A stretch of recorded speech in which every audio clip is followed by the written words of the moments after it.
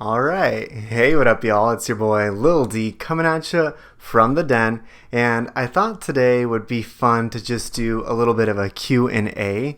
I thought I'd bring my speaker a little bit closer, that way you can hear me extra well today, but I've been getting quite a lot of questions and I try to respond to as many as I can, but often I get asked a lot of the same questions, so I thought we could go over those in today's video, mostly pertaining to nursing, but also nursing informatics as a whole, and where I'm at in my job and in my career. So yeah, let's go ahead and get straight into it.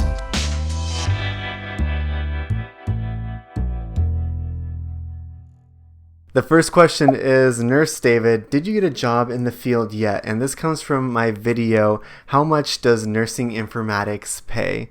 So yes, I have gotten a job in nursing informatics and I have been working in it for about 4 months now. My actual role is a RN clinical support analyst. So not something you would really think of as nursing informatics, but if you read the details, that's what this job is. So just goes to show you that you have to do a little bit more research than typing in informatics, because an informatics job may be titled something else. Next question comes from Marcus. I'm currently in GCU's MSN in informatics now. This is my second degree I'm earning at GCU. How is the program and what advice would you give me? Well, I don't know what step you are in the program, but my main piece of advice that holds people up in this program is not being able to find a mentor for your practicum.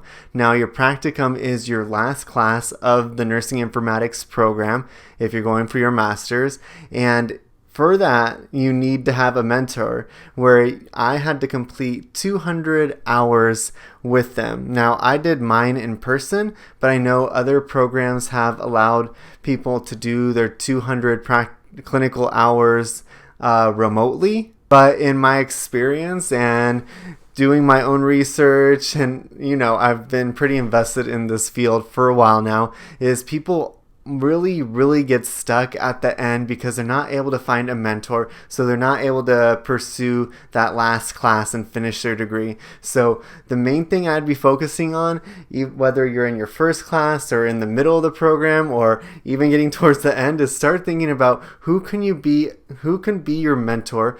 That way you can get these hours done, that way you can complete the program. Wife Non-Gamer Plays asks, hi, I remember you had your master's with GCU. I am also enrolled in the same school online. I will start this October. Can you tell me a little bit about the practicum? Is it online? Thank you.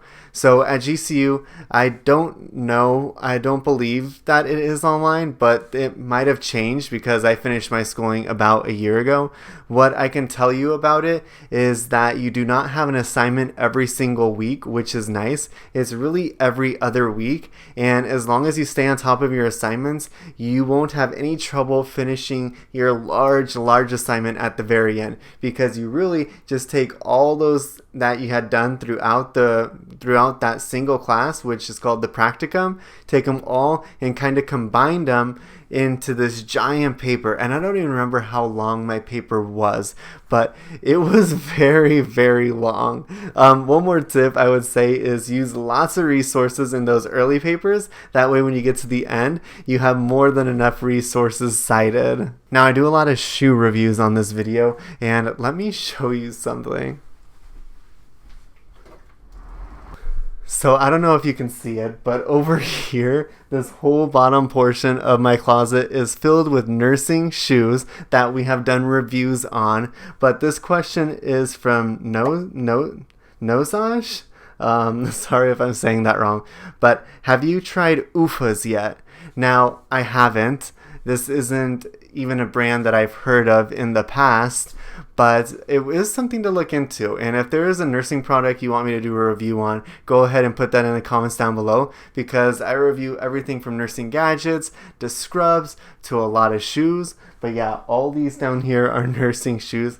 And actually, I just built these shelves in my closet. I'm really proud of it because I've never done anything like that before, but I think it turned out really nice. Now, I made a reel on my day in nursing informatics, and it was pretty much just me joking around, but I tend to eat a lot. I eat breakfast, I might have a coffee, I eat a little snack, I have my lunch, I eat a little snack, and this one guy asked me, bruh, how do I get this job? Now, honestly, this is not what the job is. It was just me messing around, eating a lot of food. But yeah, I did eat a lot of food that day. Okay, Elma asks, hi, I'm an international midwife. I'm going to get a CNA. I'm in New Jersey. How should I start? What is your recommendation? So it's been a while since I've been a nursing assistant, but I was one for 3 years. And when I got into it, I pretty much just joined a school with my friend. I didn't do much research. Luckily, it was accredited, so that's one thing to keep in mind.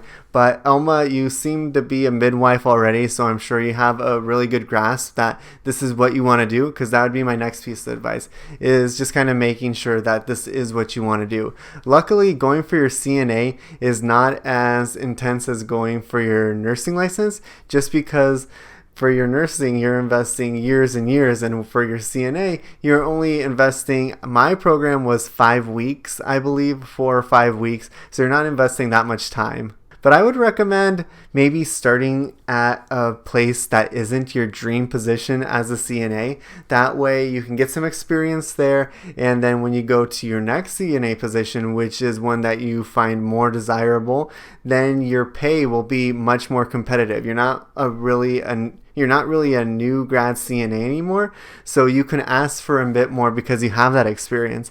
And trust me, I'm sure you will have no problem finding a job in this field for anybody in the medical field, but CNAs, good CNAs, are definitely wanted. Now, this question didn't come to me in the comments section. This actually came from one of the people that I work with that I newly met, and I'm in nursing informatics now, but she knows that I was a nurse prior to this, working at the bedside, and she's been an MA, a medical assistant, for years now, and she has tons of experience in it.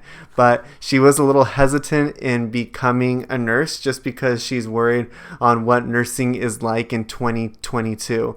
And especially because she's heard that nurses aren't getting the right amount of training before they're put off on their own. And honestly, I can say that this is false, that you will get your full amount of training. And if you applied to a position that is not going to offer that to you, then I would recommend you look for work elsewhere, because the hospitals that I've been a part of and the different companies that I've been a part of, they do offer full training. And the last one I worked at, they offered 12 months of one-on-one. So it was me as the new grad preceptor and the new grad, and they, not 12 months, but 12 weeks of orientation with me. And by the end, I never needed anybody that needed more help, but my manager would ask me the question, do you feel like you're ready to go on your own? And the answer was always yes. I think we'll kind of wrap that up for this Q&A. If you have any more questions, though, go ahead and leave them in the comments down below, because I feel like this can help more than one person, and a lot of these questions are very general. So go ahead and leave a comment down below asking me any type of question that you have, whether it be CNA, RN, MSN, whatever. Make sure you check out one of my other nursing videos right here, and I'll talk to you guys later. Thanks. Bye.